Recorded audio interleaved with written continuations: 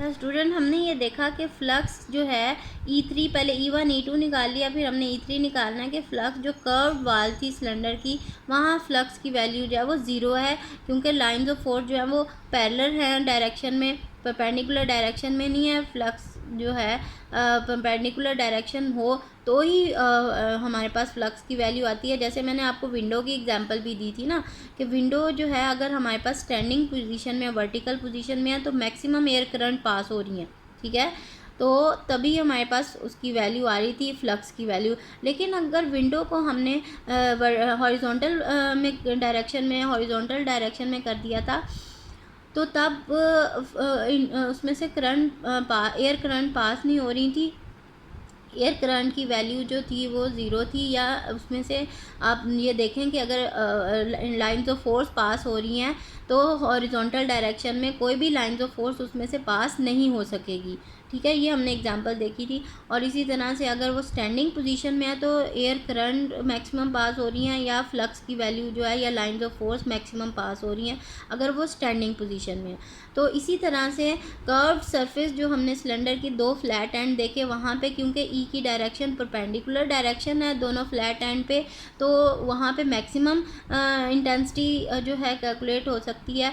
ई की वैल्यू हमारे पास जो है maximum lines of force pass हो रही है। और जो कर्व्ड सरफेस थी, कर्व सरफेस पे क्योंकि वो ई और ई की डायरेक्शन, तो इसी ये कर्व सरफेस की ये डायरेक्शन है ना, तो ई की भी ये डायरेक्शन है, तो इसका मतलब है वहाँ से तो लाइंस ऑफ फोर्स पास ही नहीं हो रही हैं, दोनों पैरेलल डायरेक्शन में है। तो इंटेंसिटी जो है और एरिया के दरमियान में भी वेक्टर एरिया मैंने आपको बताया, दोनों में एंगल जो है 90 का बन रहा है और cos 90 ज़ीरो होता है, ठीक है। ये भी इसकी एक रीज़न है, दो रीज़न्स हैं। तो हमारे पास जो E3 जो है वो E डॉट ए ये ज़ीरो हो जाएगा। हैंस द टोटल फ्लक्स जो होगा थ्रू द सिलेंडर, वो सारों का सम अप कर लेंगे हम। जो टोटल है वो पहला 1 2 3, तो पहला 1 कितना था, E था, जो राइट एंड था फ्लैट एंड, जो लेफ़्ट फ्लैट एंड था वो E था, वो भी उसका आंसर था। और जो हमारे पास कर्व्ड वाल है वो उसका आंसर क्या आ रहा है, ज़ीरो आ रहा है। तो टोटल फ्लक्स कितना हो जाएगा, 2EA आ जाएगा, ठीक है। अब हमने क्या करना है, फाइनली हमने इंटेंसिटी कैलकुलेट करनी है।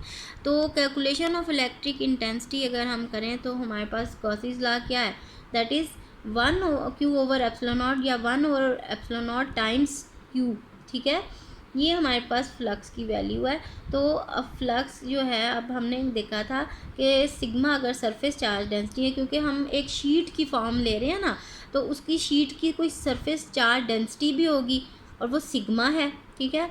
और ए एरिया है हमारे पास, तो दोनों का वैल्यू क्या आ जाएगा हमारे पास, that is Q is equal to sigma A. ये हम फार्मूला देख चुके हैं, तो हम Q की वैल्यू ये पुट कर देंगे, ठीक है। और फिर उसके बाद यहाँ पे फ्लक्स कितना निकाला है हमने, अभी तो ये 2EA निकाला है, यहाँ पे ये 2EA पुट कर देंगे इसकी जगह, और Q की जगह ये पुट कर देंगे, ठीक है। तो हमारे पास A और A आपस में कैंसिल आउट हो जाएंगे दोनों साइड्स पे। तो हमारे पास क्या रह गया, दैट इज़ EA जो है वो हम ये 2 जो है वो नीचे चला जाएगा, क्रॉस मल्टीप्लाई होगा, यहाँ पे सिर्फ सिग्मा रह जाएगा, A जो है वो हमारे पास कैंसिल आउट हो जाएगा। तो ये क्या आ जाएगा हमारे पास, E जो इंटेंसिटी है वो हमारे पास आ जाएगी sigma over 2 epsilon not, 2 denominator में चला जाएगा ना, तो E कितना आ गया हमारे पास, E is equal to sigma over 2 epsilon naught. अब देखिए हमने इसकी वेक्टर फॉर्म में इसको लिखना है, intensity is a vector quantity, तो हम R जो है वो यूनिट वेक्टर इसके अंदर ऐड करेंगे, ठीक है। तो E की वैल्यू जो है, वेक्टर E की वैल्यू जो है वो क्या आ जाएगी हमारे पास, sigma over 2 epsilon naught into unit vector R, that is very important. This is the final result of electric intensity due to infinite sheet of charge. Student this article is very important for your board exam also. जो A part था वो भी important था board exam के लिए, और ये E जो है, ये जो सेकेंड जो हमने intensity due to infinite sheet of charge calculate करनी है, it is also very important. So it is the vector form, इसकी वेक्टर फॉर्म है ये। तो हमारे पास R क्या है, where R is the unit vector normal to the sheet directed away from it, ठीक है। वो जो R जो है वो उसी की वही डायरेक्शन होगी जो कि E की डायरेक्शन होगी, that is directed away from it. ये हमारे पास जो E की ये डायरेक्शन है, इसी तरह यूनिट वेक्टर R की भी यही डायरेक्शन होगी।